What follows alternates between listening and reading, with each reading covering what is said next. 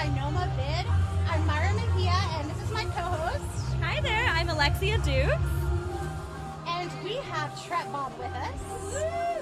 Hello, Tret Bob. Hello. So I know that you've been doing a sneaker activation. Tell us about that. It's been really fun. So I created a flash sheet for everyone to pick designs from.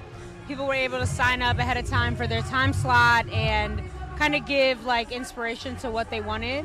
And then as they've come up, I've kind of tried to go off of their energy too and see what resonated well with them, what I think would look good with the specific pair of sneakers they brought. I've done like kids' shoes. They're so cute. They were like that big. It was really cute. So it's been a great time. That's awesome. So can you tell us a little bit about, I saw you painting over there earlier. So tell us a little bit about your art, your paintings, and what you like to put on your sneakers or whatever else that you're creating. Yeah, I'm very much like, if you give it to me, I'll paint it. That's how I've built my career. Yes. Anytime someone asks me to get into something, I'll do it. That's how I got into murals.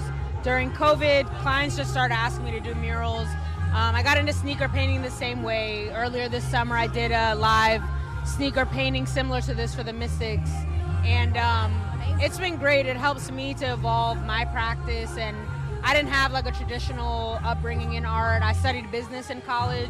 And got into art after that. So work has become like my classroom. And I love working with all the different people, organizations, nonprofits in DC. They're super inspiring. Like everyone is so grassroots and, you know, fighting for what they want. They're not waiting for someone to come and give it to them. And so I feel like it's my calling to provide my service. And I truly believe art will save the world. So anywhere that I can like bring, you know, you need the support, you need the art to send a message, and that's across the board. So I feel like my calling is to come in and support people in their work, and that's so fulfilling to me, so I love it. Yeah. So would you say that you approach your art as like a sort of activism in a way? Yeah, definitely. I always say like I became like a artivist, not by choice, but by necessity. Right. A lot of the issues that people are fighting for now, I'm affected by as a black woman, obviously. And I think also just being in DC, like that's the energy that we have here. Yeah. Everyone's very vocal. Everybody is fighting for what they want. And that inspires me. That's why I love being here. I feel like that made me a better artist. And I'm nothing without the people that inspire me as well. Do you put some of the, I'm half black. I am always so happy to see black women artists in DC doing their thing, talking about their issues. So can you talk to me a little bit about what it means to be a black woman in art here and some of the messages that you put behind your work?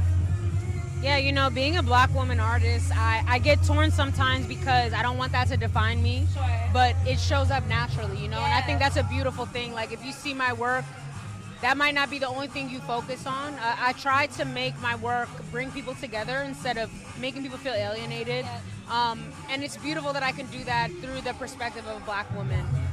My work is always filled with my characters. I call them my girls. They're black women. They're all different women. They're all the same women. They're all me. They're all everybody. And, you know, seeing people resonate with that and the colors that I use, I'm like super into bright colors. There's pink everywhere in my work. And, you know, I find that like every type of person is drawn to it and sees themselves in it. And I learn a lot about what I'm actually doing from the audience that I have and what they take out of it and the conversations that it makes them have. And that's really all I want, is to inspire conversation and joy and positivity. I think we see enough negativity. I don't need to add to that anymore. Right. So I try to show like what can we be hopeful for in the face of adversity. So a lot of my work is like, it seems very fun and colorful, but it deals with really hard issues in a digestible way. Yeah, that's true.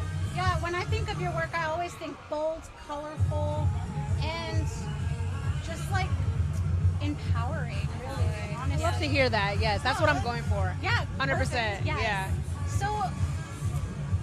So you said you studied business in college, and so now you're a full-time artist. Like, how did that transition happen? Yeah, I mean, honestly, I kind of fell into business because I didn't feel passionate. I'm Ethiopian. My parents, I'm first generation here. They were just like, you need to be good at school. You need to be good at everything. We feel that. Yeah, very traditional. So it was like, I was growing up used to like being good at things, but not thinking about if I enjoyed them. And so I got into business literally because I just wasn't interested in other subjects, but I loved math. Like, I'm a total math nerd. And I was like, I'll learn how to sell whatever I end up doing. I don't know why I had this idea that that's what I was going to do. They forced me to pick a major in business, and I was like, marketing is great. Like, it's entertaining, it makes sense, and I realized all they were telling me was that art is everywhere. That's all I was taking away from all my marketing classes, and I was about to graduate, and the idea of like going to work for these big corporations was just miserable to me. And I finally realized like I need to actually enjoy my life. Like, authenticity has always been number one for me. And I started taking I think I took one art class when I was in college. I went to University of Maryland, and I was just taking it for stress relief because I didn't even take electives because I wasn't interested in anything. And I was like, okay, I have all these like freshman level electives. Let me like take a class. And I was like, oh, I'm in love. Like, it was like, my whole life changed. My eyes changed. The way I saw the world changed.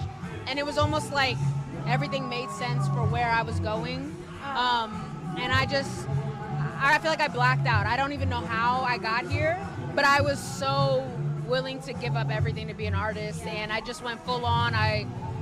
Luckily, social media was like, becoming such a big thing. I saw so many other artists that weren't from here, and they were really like doing what I wanted to do. Yeah. And so I just was inspired by that, and I was like, I'm just gonna act like I'm where I want to be, and hopefully, the space gets filled in. And I shared my journey, and again, like, this community in the DMV, everybody was doing stuff, so I was like, well, I will bring my art, I'll help you do your flyers. Like, I did so many art parties, that was the thing then. And that led me here to working with a bunch of local organizations, a lot of national level organizations, literally dream opportunities that I would have never guessed that I have. So it's truly a blessing. That's amazing. So it seems like, you still use your business 100%. It's the best thing I could have studied. As much as I would have loved to like take all these art classes, like I said, work and my life became kind of the classroom, and I feel like it was a very organic way for me to learn and develop my style and see what worked for me. And the reason I'm so happy with it now is because every time I look at my work, I see that I'm being myself, and that's all I can ask for. So you were talking a little bit about developing your style as an artist, and Myra and I, one thing that we love to talk about is we are fashion girlies, and we host our podcast. Thank you. Yes. And we host our podcast, Such Narratives with Wild Side, and we talk a lot about how identity and fashion and being an artist kind of all intersect. And so, how has your personal aesthetic evolved, and have you found connections between your personal aesthetic and what you put in your work? Yeah, I think my style was my first medium before I realized I was an artist. I've always expressed myself through my clothing, my hair. Like, I was doing like colored braids before anyone was doing that. And people looked at me crazy, and this was all during business school.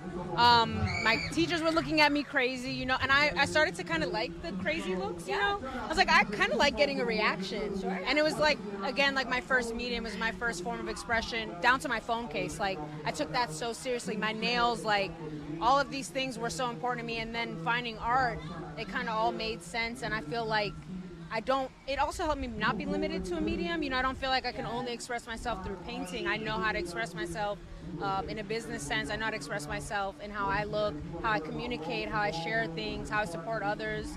And so it's, for me, like, my business is literally called Trap Pop World, because I just feel like I want the world to have all of that joy and fun and colorfulness. And I just refuse to put a box around where I can go with things. So again, like, I deal with so many amazing clients that I work with that are willing to take a chance with me, try something different, get out of the box. That's the only way I can see myself moving forward. Well, Trap Bob, it has been absolutely wonderful talking to you. So I great. mean, just the passion that you have brought to us today. It's really inspiring. Oh, so happy to hear that. And I feel inspired to be more loud and more proud and more colorful just from talking to you. I mean, you guys, like, you've got it. Like, style is such a huge part of that, so I totally support it. Thank you so much. Can you tell us, where can we find you, sis? Well, you can find me on trapbob.com is my website. My Instagram is trapxbob. And you can probably find me down the street. I'm all over the place. love that. Thank you. Thank you so much. It's so great. This is fun.